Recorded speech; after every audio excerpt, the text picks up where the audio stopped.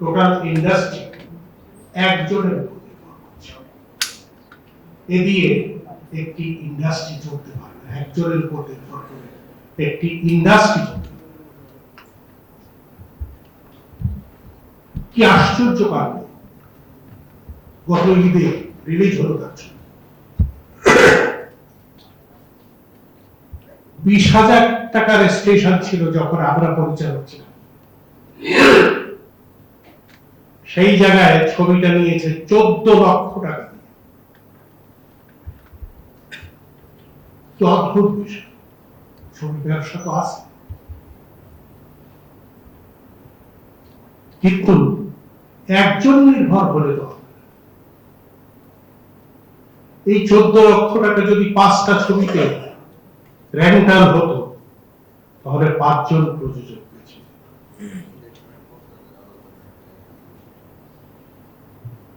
হিমেল আশরাফের কথাই উঠে এসেছে। আমাদের এখানে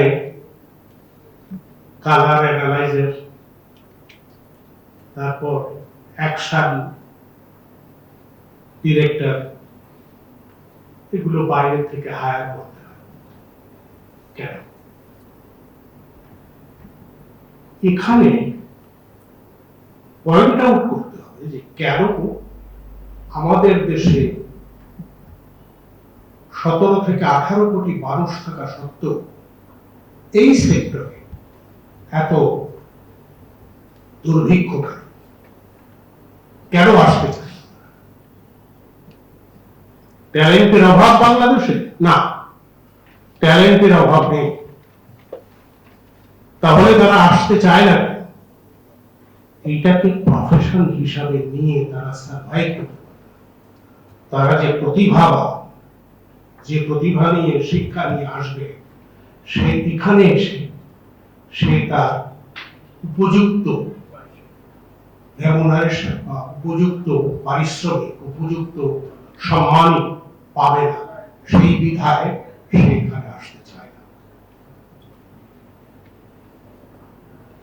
কথা উঠে এসেছে, পয়েন্ট আউট করে বলতে চাই, শিবা শানুর কথা, ই টিকেটিং এবং সিনেপ্লেক্স।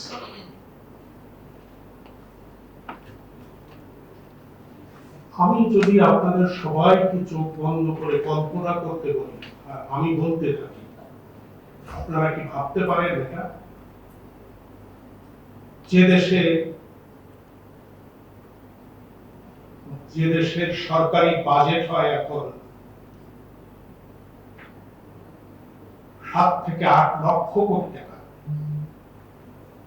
সেই দেশে একটি সেক্টরকে পুনরুজ্জীবিত করতে, কেন পুনরুজ্জীবিত করতে হবে তার প্রয়োজন আমি আপনাদের বলব। এই সেক্টরটাকে পুনরুজ্জীবিত করতে যদি 15,000 কোটি 20,000 কোটি টাকা খরচ করে, অসুবিধা কোথায়? আপনি চিন্তা করেন মনে মনে, ঢাকা টু ভাঙ্গা পর্যন্ত হাইওয়ে, আপনি হাইওয়ে দিয়ে যাচ্ছেন, পথিমধ্যে 2টা কমপ্লেক্স দেখলেন, 5 একর জমি নিয়ে 2টা কমপ্লেক্স, 5 একর জমি নিয়ে এক একটা কমপ্লেক্স। সেখানে কি কি কি আছে ভেতরে? বিশাল প্রাচীর দেওয়া,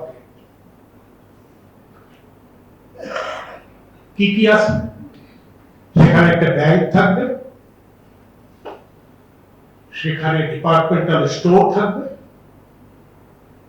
সেখানে ফুড কোর্ট থাকবে, সেখানে এটিএম বুথ থাকবে, সেখানে যাত্রার মঞ্চ থাকবে, নাটকের মঞ্চ থাকবে, সেখানে 3টি সিনেপ্লেক্স থাকবে।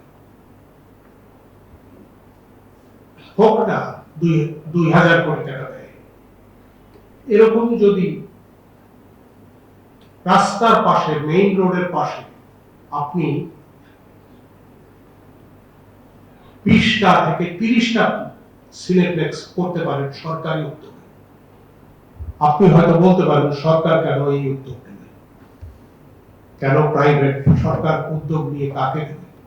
সরকার ভাড়া দেবে, রেন্ট পাবে সরকার।